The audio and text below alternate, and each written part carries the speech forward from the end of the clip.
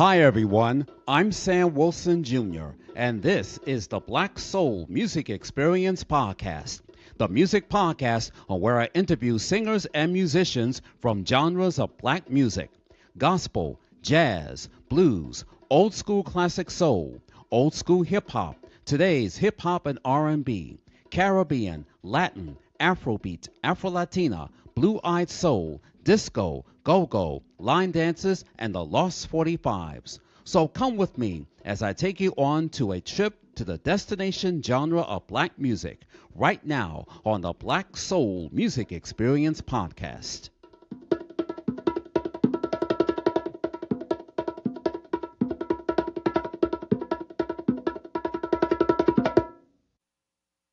Legal Shield is a proud sponsor of the Black Soul Music Experience Podcast. Have you been involved in any types of accidents? Have you been a victim of identity theft?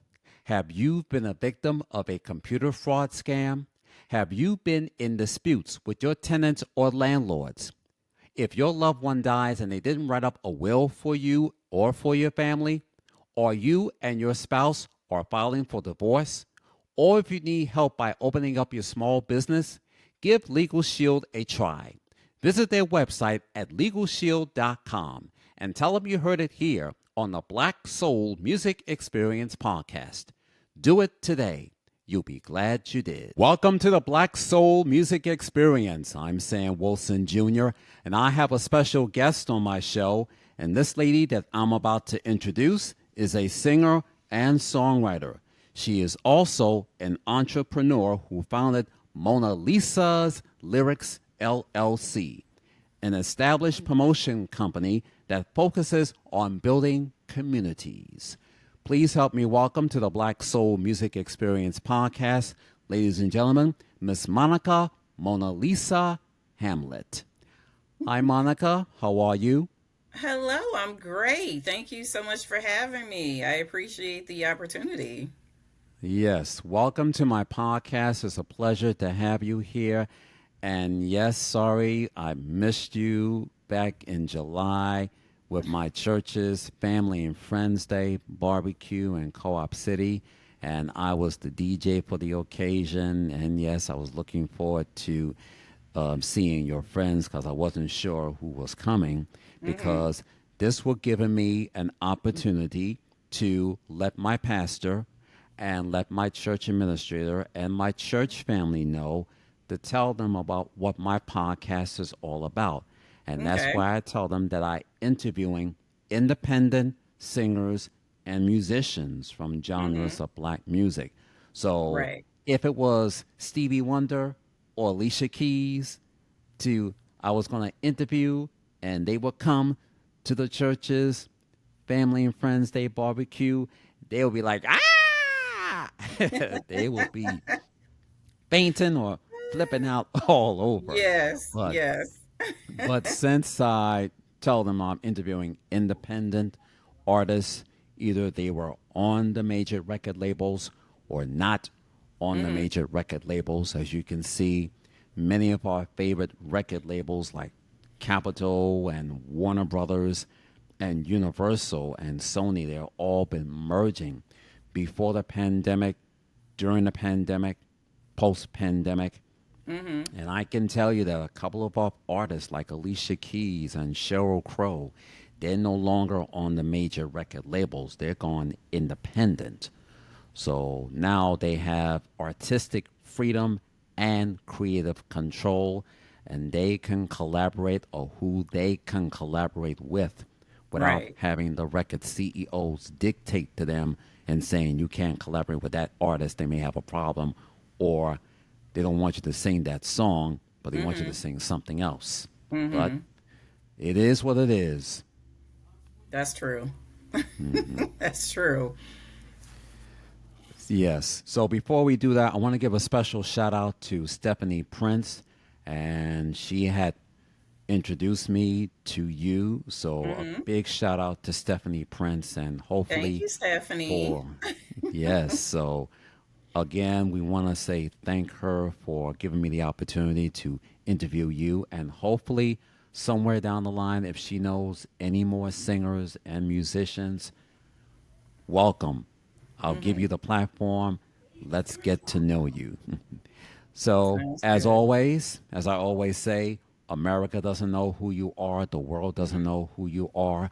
So, it's my opportunity to interview you on my show.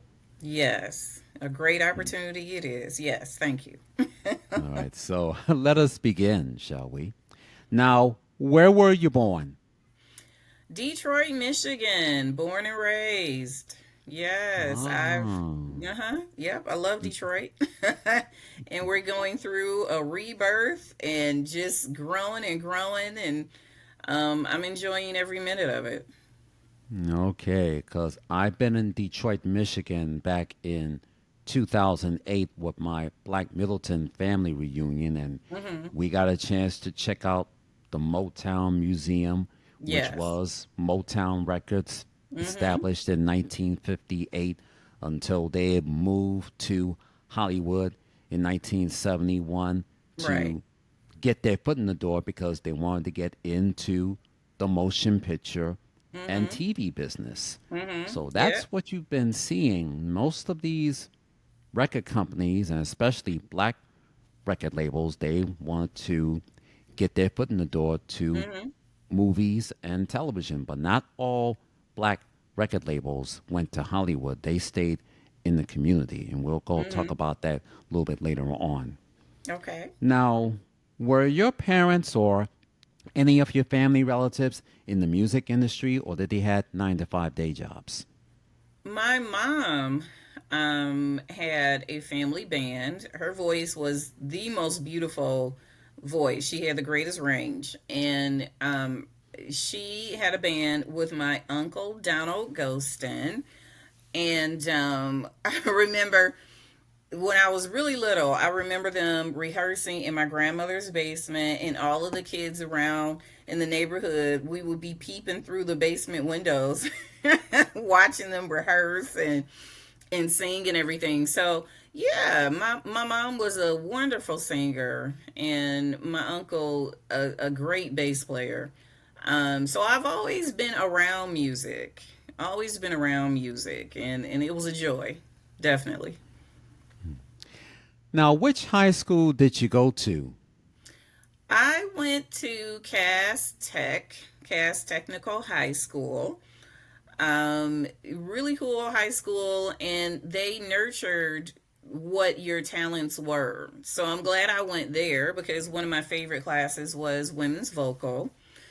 And my teacher was Miss Ross, and she really, really made a difference, in my life, and not just musically, but just the kind of genuine person that she was. So yeah, Cass Tech, that's a great high school even to this day. So And which college did you go to? well, I was not a college person, but I did go back to school. I went through Purdue Global, and I am certified in human services for family and children. And I decided to do that because through my company, I do fundraisers and I advocate for nonprofit organizations. So it was just good for me to go to school, learn the ins and outs of, what's the best way to help families who may be struggling or children who may be struggling because um, I love community work and just being able to help when I can. So, Okay, now I was going to ask you the next question, but since you didn't go to college, we can skip on to the next question. okay. Now, who did you want it to be when you grow up? I wanted to be a nurse actually. And then when I got a little bit older and I saw that I would have to be around blood and sick people, I changed my mind and thought that's not the path for me. I'm a little bit too squeamish. So, yeah, but for a long time, I wanted to be a nurse, actually. And how old were you when you started singing and had writing songs as well as your own business? I started singing when I was about 9, and that was when I first, discovered that I had a voice. And I was just making my rounds at receptions and, graduation parties, retirement parties, and that. But in my early 30s, I decided to start singing professionally with live bands. And I got with New Mix Entertainment out of downtown Detroit. And it was just such a great experience. Such a great experience. And my actual, like, the first event that I even planned, or, entertainment that I even tried to do under myself, was my first CD release party. So from the ground up, I planned it and did everything from A to Z. And yeah, so I said, oh, I like this. So that's how that came about. Was being a singer and songwriter and an entrepreneur your calling? Definitely, definitely. I know that music brings people together. So through music, I have been able to do just, oh my goodness, so much good. Especially helping others achieve their goals. So one of the main things that I love doing is being able to, have a platform for independent artists, for small businesses who want to be vendors, and for hosts and poets and things like that. It's so important to me to be able to create a platform for those who may not have the oomph that I have to plan it, and to do it and advertise it. Some people just aren't, cut out for that. But yes, yes, I'm able to help others through what I do and what I love doing, and it has truly been a great life. Now, growing up, who were some of your favorite singers and songwriters? Definitely Aretha Franklin, 100% Anita Baker, and and then as I got older, I really went into the neo soul genre, like India Arie, Jill Scott, Erica Badu. Yeah. So, but Gladys Knight, growing up, Gladys Knight, the Motown sound, everyone really in the Motown sound. Um, Marvin Gaye, Smokey Robinson. I really do believe that music just several times has saved my life, because you can be in a sad mood and just, oh, woe is me, and then your favorite song comes on and then you feel that you can go on. So Hmm.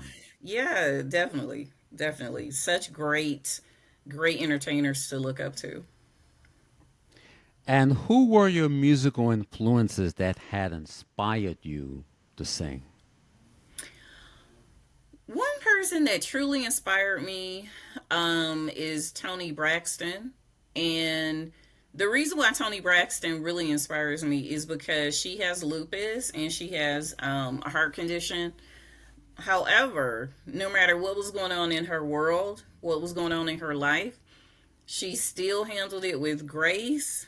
She raised two beautiful boys, and she just made sure that if she needed to rest or sit down, she did that. You know, she could be on tour. She could be doing everything that entertainers do. But if she needed to step back, I think that it's so admirable that she didn't like push herself so far that it caused permanent damage. So she's a great example to me. She really is. Tony Braxton. I feel like she's there's balance there, which is needed. Okay. Now, as a singer, were you on any major record labels like Sony Music, which was CBS Records, or Warner Brothers, or Universal, or any other major record labels, or some major black record labels like Motown and Stax, or Philadelphia International, or Chess Cadet Records, or TK Records, or Hmm. Solar Records? So I was not. I'm a big advocate of independent artists. I just throughout my whole life, I've heard about just the horror stories of the big record labels, that can give you that money initially, but then, over time, you end up not getting the rights to your music. You end up not getting a fair percentage of the sales, and just many different things. So I decided to remain an independent artist and to continue to create those platforms for other independent artists who may need a little bit of help. Wow, because like I said earlier, when I'm seeing major record labels, when I look at something on YouTube for those music videos and Mm-hmm. what artist the record label that the artist is on, then I see like, wait a minute, Capitol Records merged with Universal? Mm-hmm. I said, what's going on here? Right. And this was right before the pandemic, during the Mm-hmm. pandemic, and post pandemic. And most of the artists, they've gone independent. And Mm-hmm. just like you said just now, many of these major corporate record labels are not giving the percentage to the recording artists Right. as far as marketing or promotions. And when before Angie Stone was killed, she was Mm-hmm. getting ready to sue Universal Records for Yes, not she was. Yes, she promoting. was. And Yep. that's something that I did not know about because when I was doing the season finale on tributes Mm-hmm. and I just saw the information on Wikipedia, I was like, what? Now, this Yep. I didn't hear on the news, but when I saw Mm-hmm. Tyler Perry at Angie's funeral on my Facebook homepage, he Mm-hmm. opened Mm-hmm. up a can of worms. He Yeah. was telling about why are so many record companies, or like in the words of Q-Tip, record companies have become shady Yes, with definitely. when you sign those recording contracts and everything, it's like you're giving your life away. And here you Yeah. are getting your chance to sing your heart out. But when it comes to those percentage, and Mm-hmm. likewise, Mm-hmm. like TLC, when they gone bankrupt, I was like, TLC going bankrupt? And they just Crazy. had their second album at meant millions of copies and like Right. and you're still broke. I was like, I couldn't believe this, but Made no sense. it Made was no a sense. mm-mm-mm. So Mm-hmm. everything I see now. So now I see when Prince was trying to fight with Warner Brothers Records Right. Mm-hmm. for creative control. Mm-hmm. And when I saw him on the American Music Awards back in 1995, when they were Mm-hmm. doing their anniversary song of We Are the World, he wrote the word slave on his face. Yes. And it's just a reminder that when you have those major record labels, they're not giving you the artistic or creative control or Mm-hmm. artistic freedom to produce or arrange or everything. That's what I'm seeing now. So when I looked at those singers that I've just mentioned, I was like, oh, so now I see why Yes. so many, everything has been merging. And as I said, Mm-hmm. as a former Viacom CBS co-worker who've been with the Tiffany Network for 35 years. They were going Mm-hmm. with mergers, and now it's Paramount Skydance Media. So it's Mm-hmm. not the same. So CBS is 97 years old, and then NBC, with the parent company of RCA, is 99 years old, and Mm-hmm. then ABC is like going on 77, and it's like, oh man, this is not the same as it was. And I grew Right. up on all the major TV networks and radio and record labels too. So now Mm-hmm. everything has been turning, and now everybody is have their LP streaming online. Yes. So, and especially EP. So I got to get Mm-hmm. used to this new word, EP. So everything, I just got to get used to this. Now, I got a chance to download your song, Oh, Be thank Free. you. Okay. Yes, from your when your LP album Work of Art, and I streamed it on iTunes. Tell our audience on what that song is about. Be Free is near and dear to my heart. Be Free was originally on my initial album, and during that time, this was 2006, I was actually going through a divorce. And Be Free came about because I was just like, you know what? I'm not going to wait on anyone else to enjoy my life. I'm not, I don't wait on my girlfriends, whether they're going out or not. If I want to go out, I'm going to go out. If someone is trying to enter into my space, if I don't have a good feeling about them, then they're not going to enter my space. So Be Free is a really good women's anthem when it's like, listen, no, I'm not going to do that. I will do this, but more importantly, I'm free to do what I choose to do in my own world. And that's really what Be Free is about. Now, here's a question I have to ask you. I know it's a little stupid, but how did you came up with the name Mona Lisa with and everything? How did you came up with that name? No, that's not a stupid question at all. It's actually a really nice story. I like it. Well, when I first started singing professionally, Monica was already taken, right? So Monica is so wonderful. So I said, oh, well, I can't have that name. And I remember the nickname that one of my friends gave me in middle school just because he misheard my name. So his sister was trying to introduce him to me, and she was like, "This is Monica." And he was like, "Who? What did you say, Mona? Like Mona Lisa?" And ever since then, he calls me Mona Lisa. So I got the spelling though from one of my friends who actually produced a couple of my songs and was very instrumental to the first CD. And his name is Mark. Hello, Mark. And he said, well, let's spell Mona Lisa a little different. What about Lizza? And I said, oh, okay. So it all came together. It all came together. So it's a nickname, but I think it fits me now because I mean I've been using it for a very long time. Yeah, because when I was thinking about that, I was thinking about, the painting of Mona Lisa with an Yes. S All done right. by the late Leonardo da Vinci, Yes. or like Yes. the Yeah. song Mona Lisa sung by the Mm-hmm. late Nat King Cole. Yep. So I was thinking about that because me growing up being teased when I was moved to the Bronx, New York, Mm. and I didn't know my black culture because I'm originally from the village of Harlem in New York City. Okay. So I Okay. did not get a chance to get to know my black culture. So I was moved to the Bronx, New York, and I lived around the Bronx for 55 years, and I've been moved around the Bronx a lot. Oh. So it's Okay. hard to make friends. So when you Mm-hmm. see everybody say, my brothers, my Mm-hmm. sisters.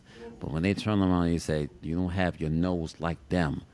So it's like saying, oh, it's just because you're black, but you're not Right. black, black, black. When you looked at my big nose, Okay. it's on my late mother's side of the family, her father's relatives. Mm-hmm. So as you can see, my nose is big as Danny Thomas Oh and my as shiny goodness. as Rudolph the Red-Nosed Reindeer.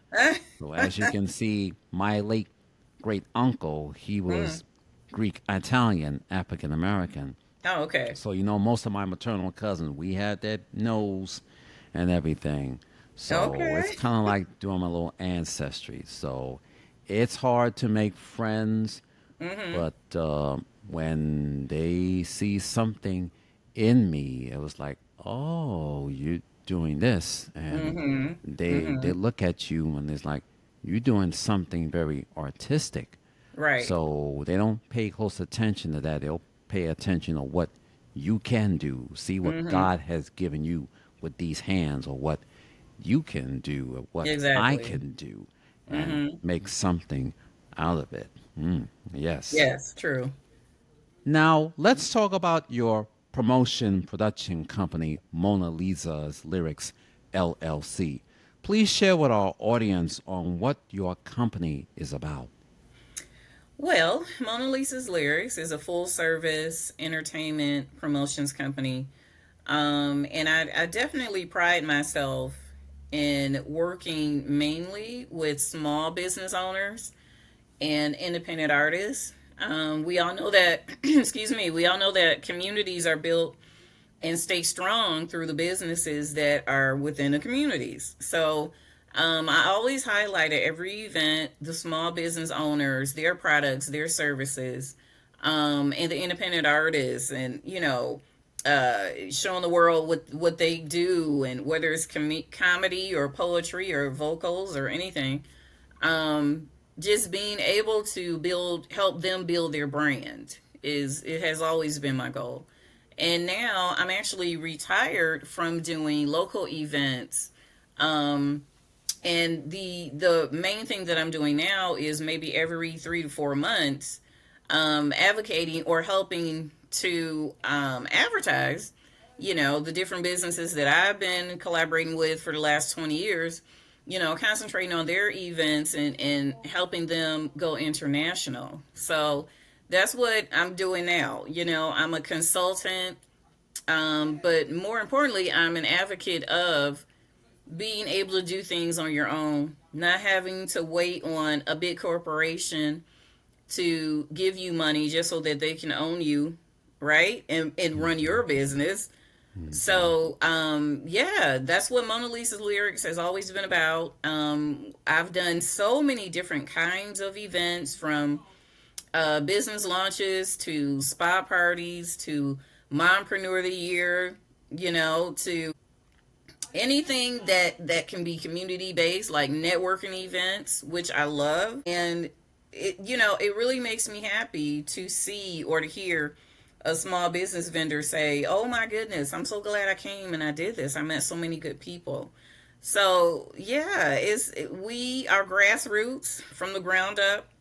And 20 years after the start of my business, I'm still concentrating on local. I'm still concentrating on small business. I'm still concentrating on the independent artists and helping them to get a leg up in the entertainment industry.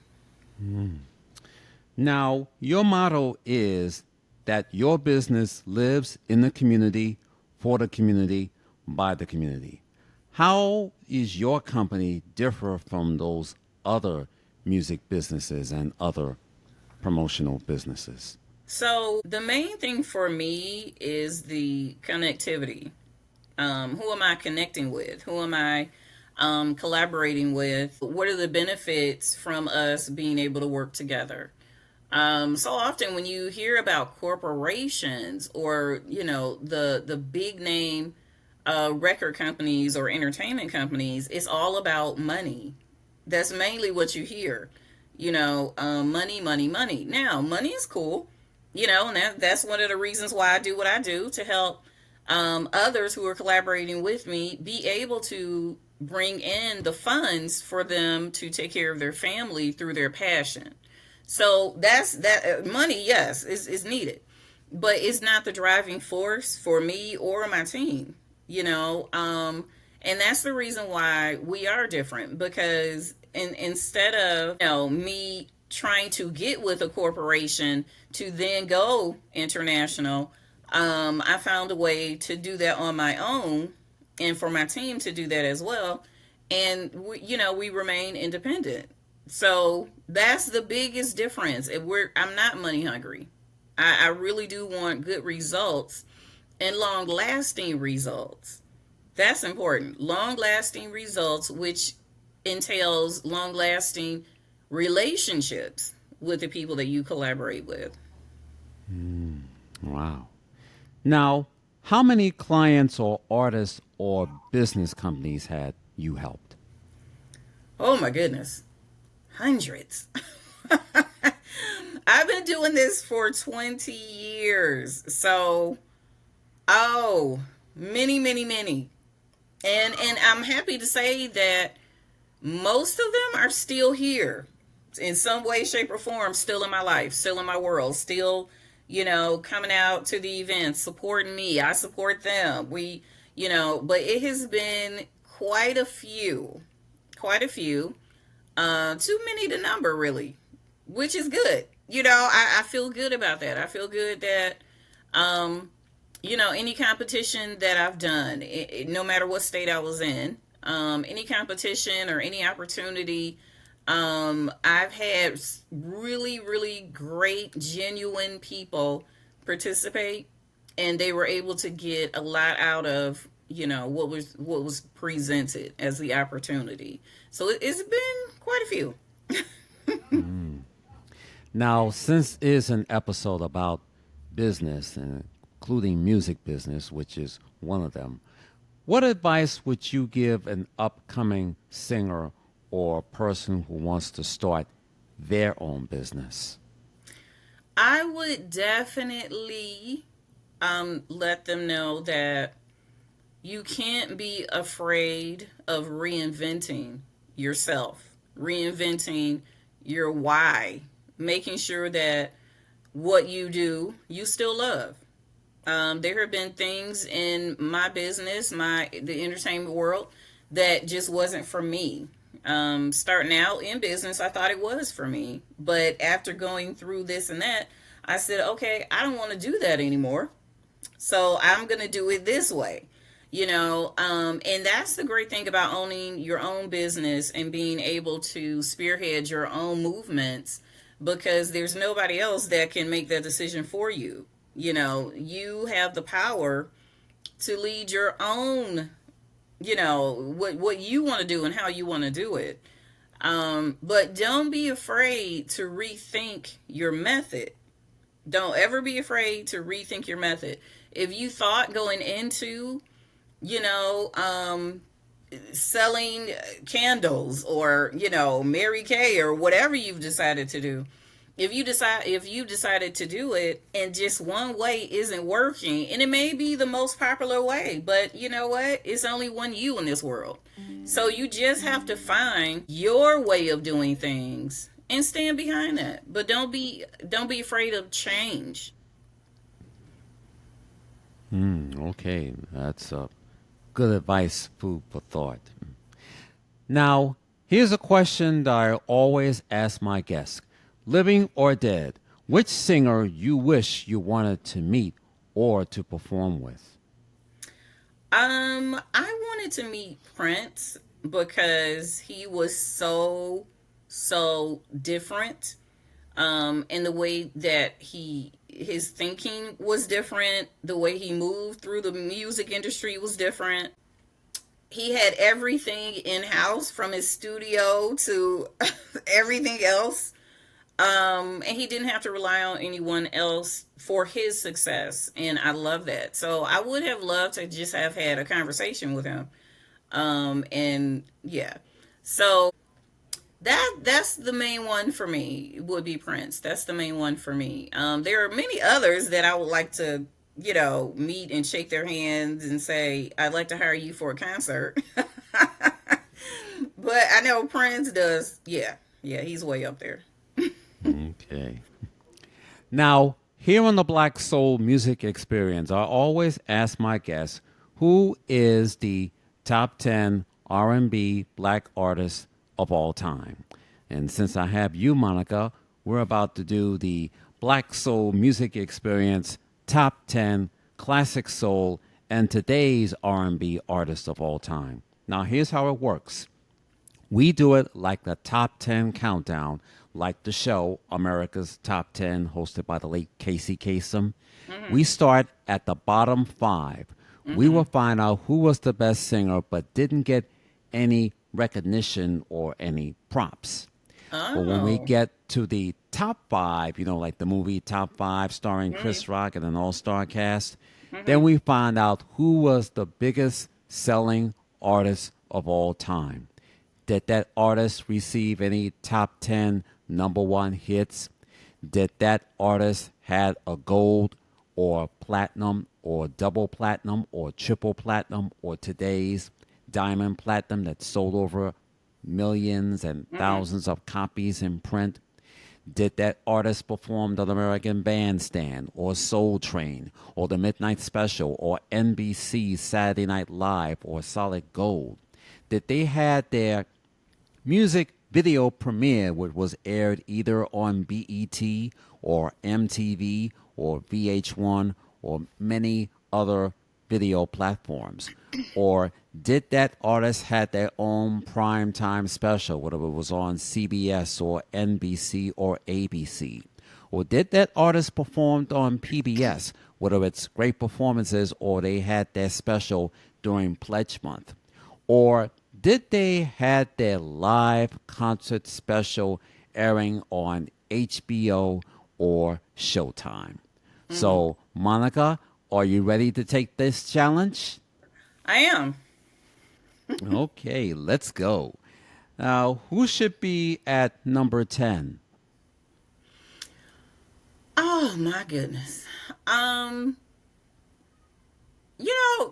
I'm gonna say Billy Ocean because I think he's so talented, and I don't really believe that he got out of his career what he could have gotten out of his career. So No. but he's very talented, and I'm kind of shocked. Like, we only heard mainly from that one album or maybe two, and then after that, he kind of like, fell in the background. So, Yes, we'll put Billy Ocean at number 10. He made his debut back in the summer of 1981 with his okay, debut hits, One of Those Nights You Feel Like Getting Down. And he had some other hits, and he was on Epic CBS label back in 1981. oh, was And he? Okay, then, yes, he was. And then by 1984, he switched labels to Arista Records, mm-hmm. where he had his number one hit, Caribbean Queen, number one on Billboard's Hot 100 Pop Singles charts and number one on Billboard's R&B Black Singles charts. It was a number one hit back in the summer and fall of 1984. He had some other songs, including Suddenly, and in 1985, he had another song from the movie Jewel of the Nile. That was a sequel to oh, okay, Romancing the yeah, Stone. uh-huh. That was a song called When the Going Gets Tough, the Tough Gets Yes, Going. And it yep, had cameo appearances by Michael Douglas, Kathleen Turner, and Danny DeVito.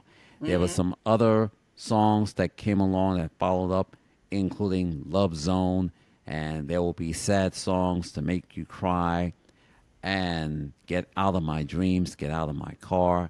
Right, He won an American Music Award for those songs at the 1989 American Music Awards, and then we don't hear from him, right, and we haven't heard from him in a while, but he's still right, performing, but not on the major record labels. So we'll put right. Billy Ocean at number 10.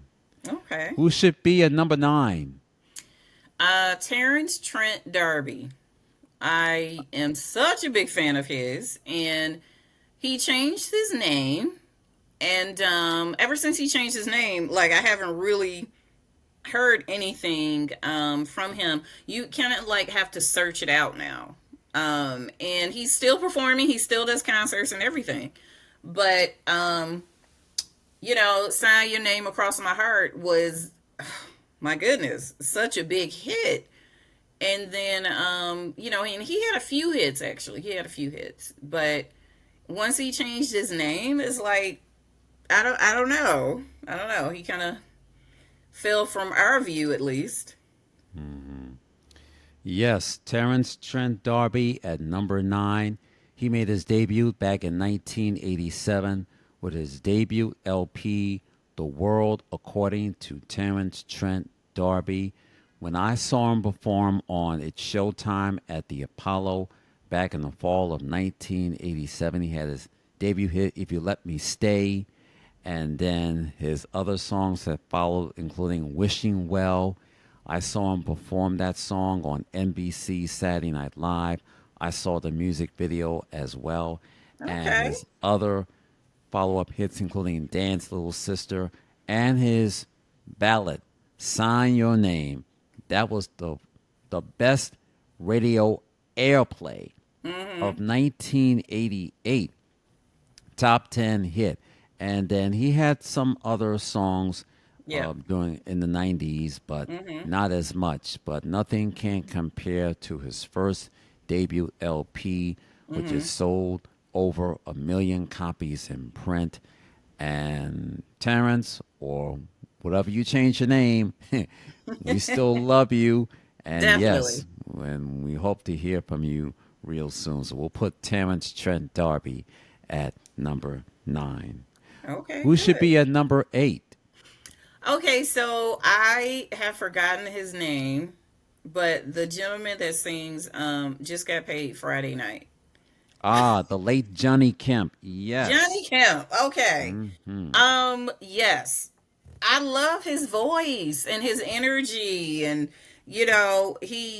anytime he sang that song, it was just so worth it to watch him perform.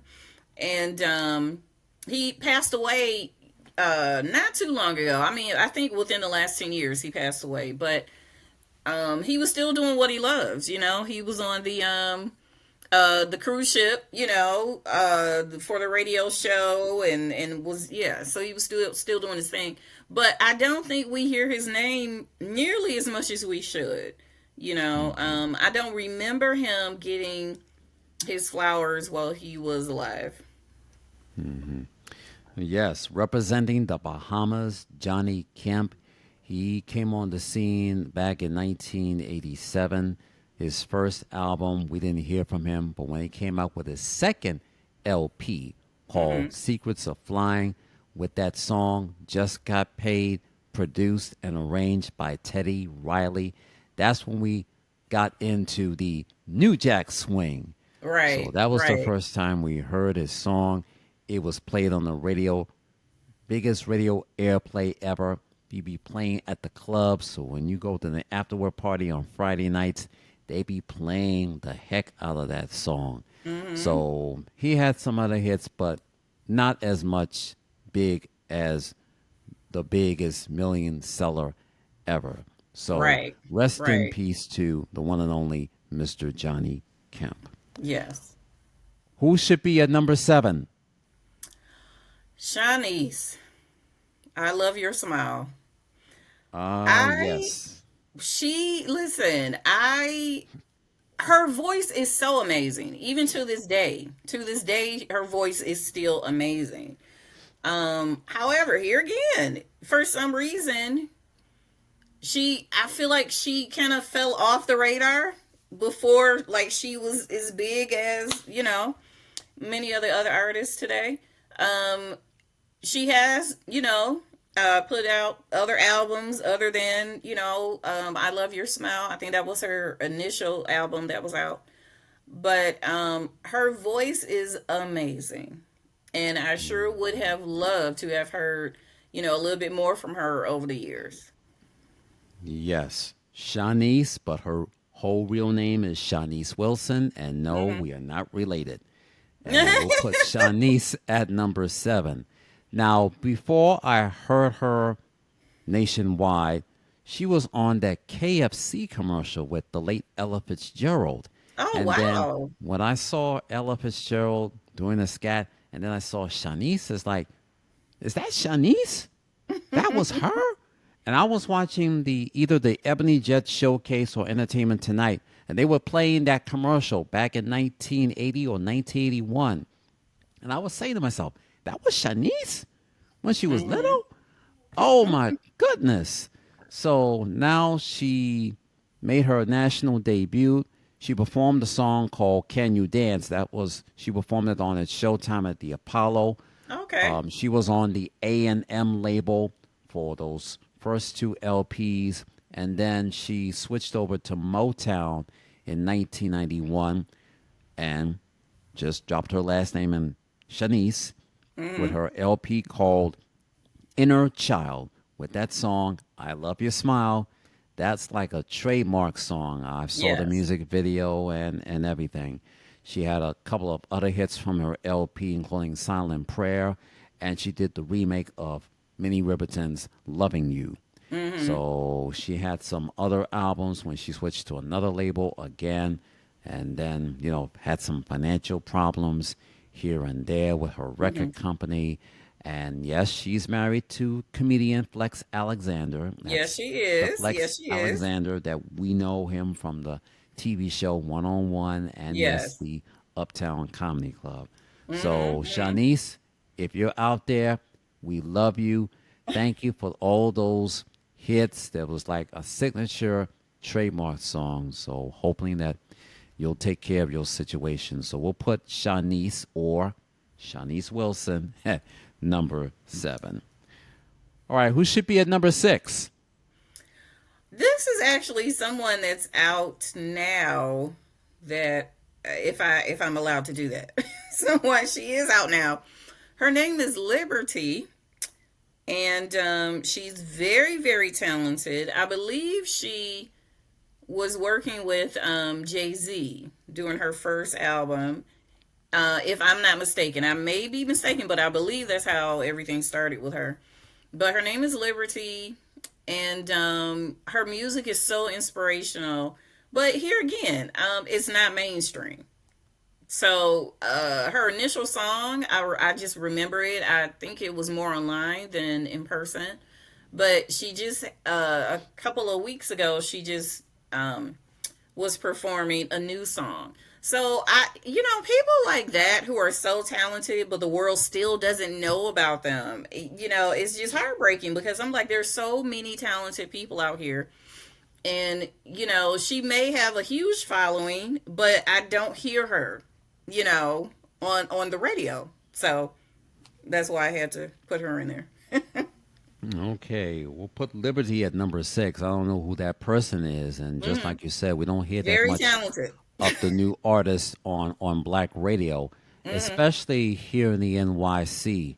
And when I do my travels, when I'm visiting my cousins, whether it's in DC during my birthday vacation in October, or going to some family reunions down south, or visiting my cousins up in Connecticut, you Hmm. don't hear that much here in the NYC because this is a very difficult market. So when you travel down south or go into Philly, PA, or Washington, D.C., or what they would say it in black terms, the DMV, which is Hmm. D.C., Maryland, and Virginia, Right. and of course up in New Haven and Hmm. Waterbury, Connecticut, you'll hear some of those, whether it be on black radio or some of the NPR, PBS radio stations. So Hmm. you don't hear that much. So we'll put Liberty at number 6. All right, who should be at number 5? Okay, so number 5 for me um, is just such a great talent, and I just don't think he gets his just due. His name is Dave Hollister, and he was with Blackstreet and worked with Teddy Riley and yeah, but I don't believe he gets nearly as much attention as he should. In the early 90s, I believe, maybe early, no, the late 90s, early 2000s. His music was played all the time. And, I just recently actually saw him in concert. And again, people who, his voice is even better now than it was 20 years ago. And he's another very talented person who I feel kind of gets, brushed off or yeah, doesn't get his flowers as much as he should. Definitely. Okay, David Hollister, one of the members of Blackstreet. He Hmm. had his only one hit wonder called One Woman Man. Yeah. So that was the song that I've heard on the radio and at the clubs. Hmm. So that's the one that I like. And it's like, it's been 3 long different years, Yeah. but I gotta get home to my baby boo. So that was kind of the song right there. So, like you Yeah. said, we haven't heard from him. So we'll put Dave Hollister, formerly member of Blackstreet, at number 5. Hmm. All right, who should be at number 4? Blue Cantrell. Are you familiar with her? Ah, yes, representing Canada. She is amazing. Her voice is so gorgeous. And again, I only remember that one song from her, but she had like this electricity about her, and her voice was so good. And again, a one hit wonder, or maybe okay, if you're saying she's from Canada, maybe we just didn't hear much from her in the States. So that's possible. But yeah, Blue Cantrell, she's great. She's very talented. Yes, she came on the scene back in the year 2000 with her debut single called Oops, Hit 'em Up Style. Yeah. And yes, and there was some other hits that followed back in 2002, 2003, but not as much like the first debut single from Blue Yes. Cantrell. Right. So there was another shocker that I didn't know that she once posed in the picture of Players magazine. I was like, Oh, did is she? Oh, well, yeah, she and is I was gorgeous. I'm not shocked. She is gorgeous.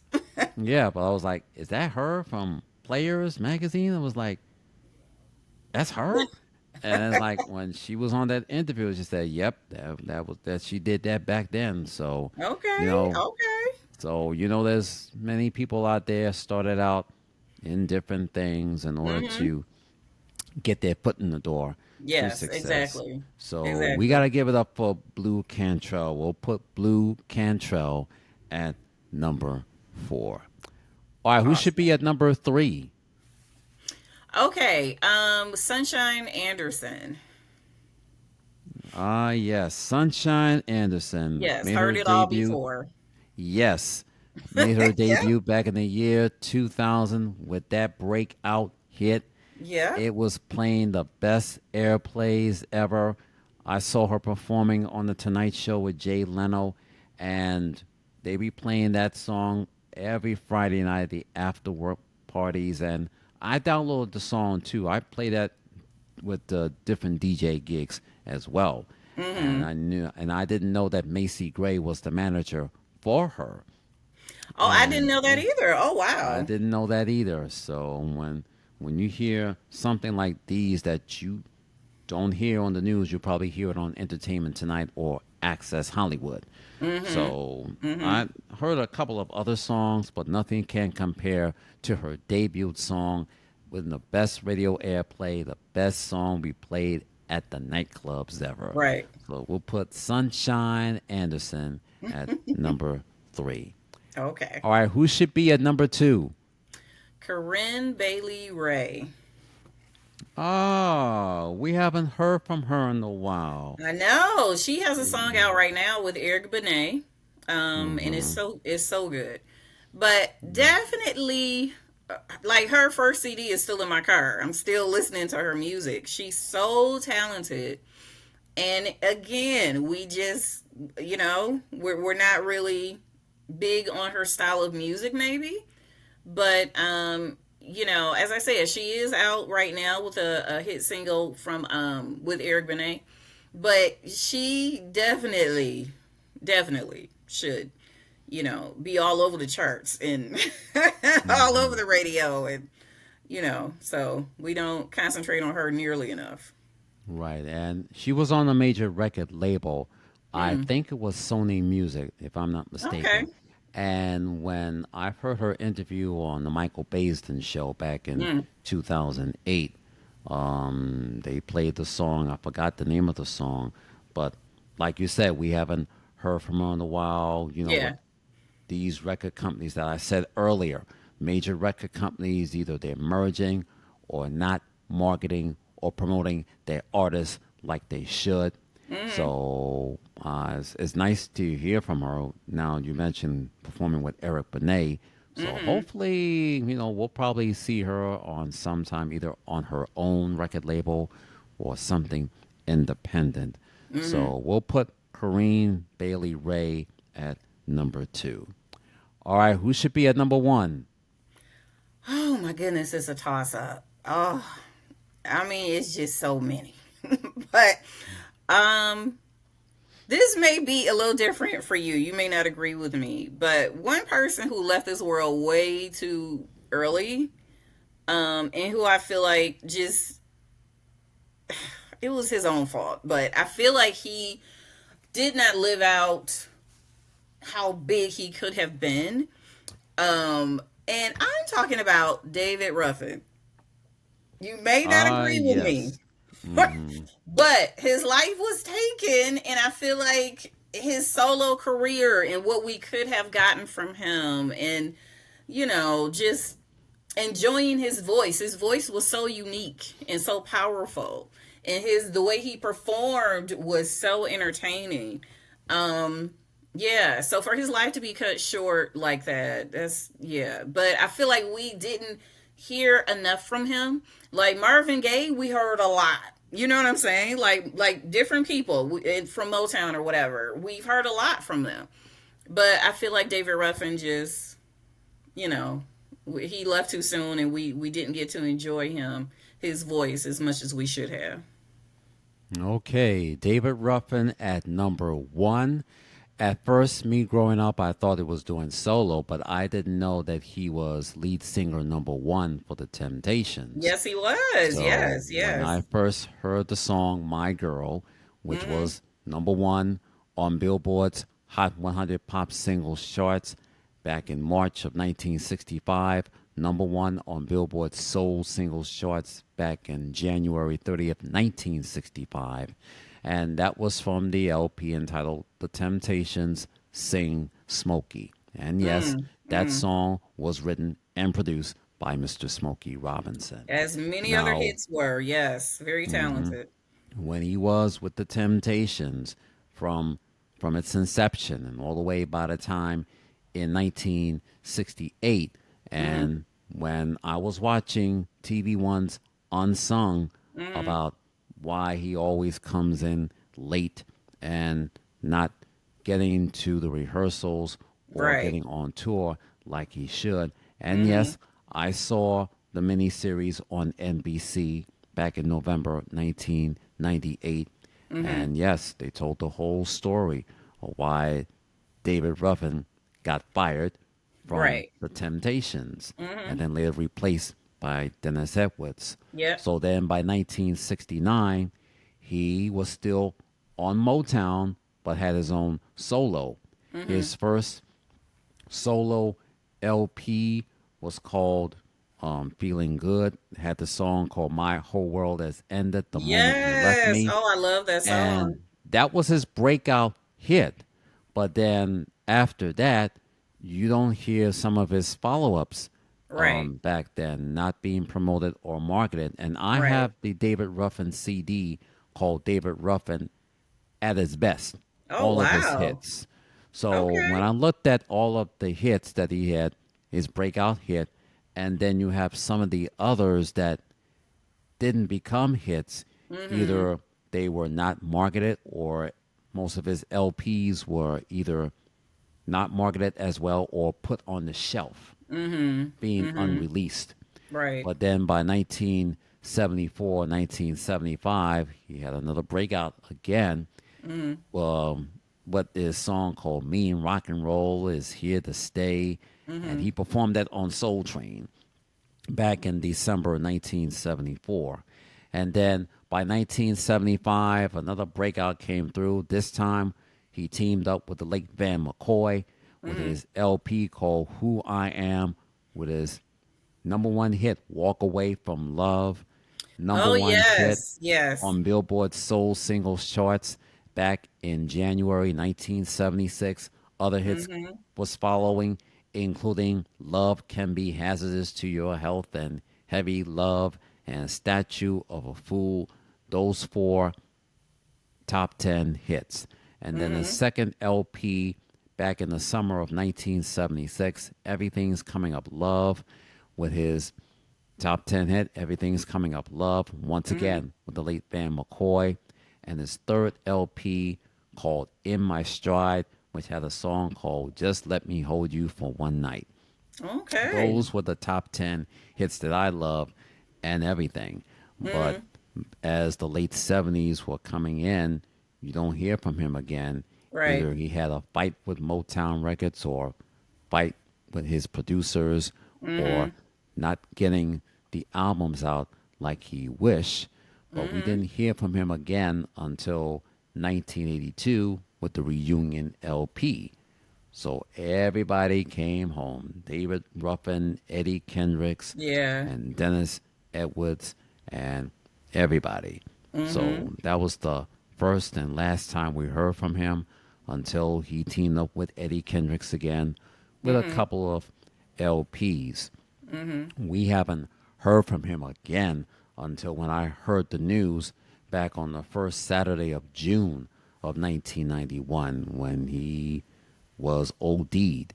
And that's when I found out that David Ruffin had died from a drug overdose. So every Motown artist was at the funeral and everything.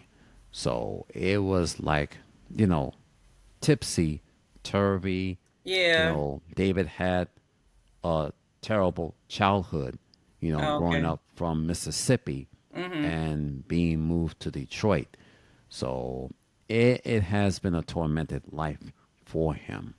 So rest in peace to the one and only David Ruffin, Definitely. Rock and Roll Hall of Fame inductee for the class of 1989 with the Temptations and everything. So there we have it, the top 10 classic soul in today's R&B artist of all time.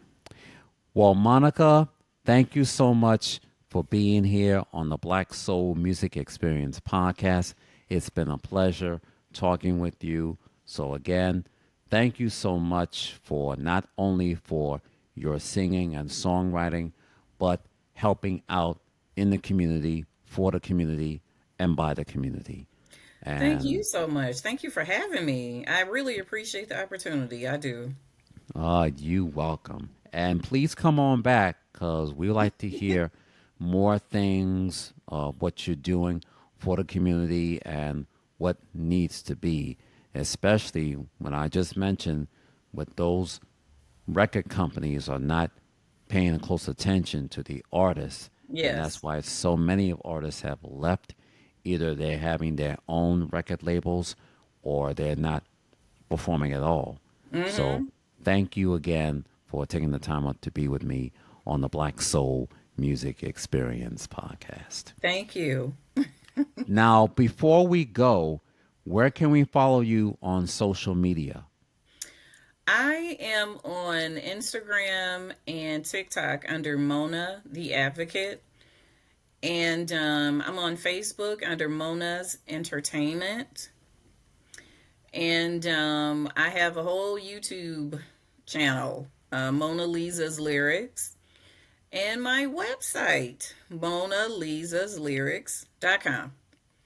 So as I said, I am retired from doing, as much as I was doing. So now I just really take comfort in being able to help others that over the last 20 years have helped me get the word out about what I do. So now I can return the favor and, help them in any way I can.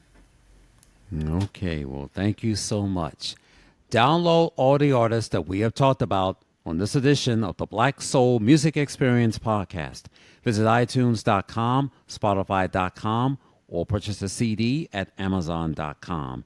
And make sure you follow Mona Lisa. Go to her website, MonaLisa'sLyrics.com. Look for her on Facebook under Mona Lisa's Entertainment. Look for her on Instagram under Mona the Advantage. And look for her on TikTok. And you can check out all of her songs available right now on YouTube. And ladies and gentlemen, if you want to check out this episode, please subscribe by going to the link. The link is riverside.fm/studio/Samuel Wilson Jr.'s. Don't forget to add the S at the end, -studio.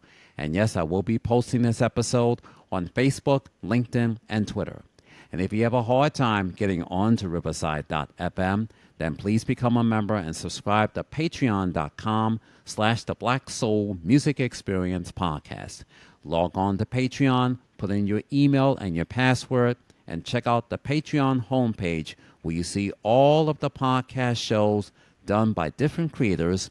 And make sure you go to the top and type in the Black Soul Music Experience podcast, where you can check out all of my audio podcast episodes and video podcast clips that you may have missed.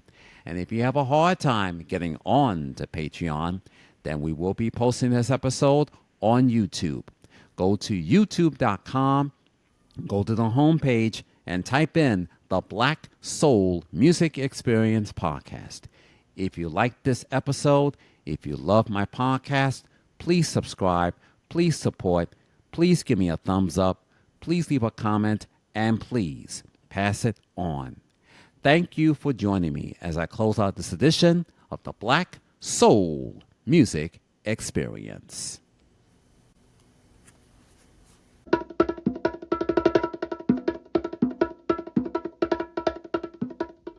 Well, that's about it for this edition of the Black Soul Music Experience Podcast.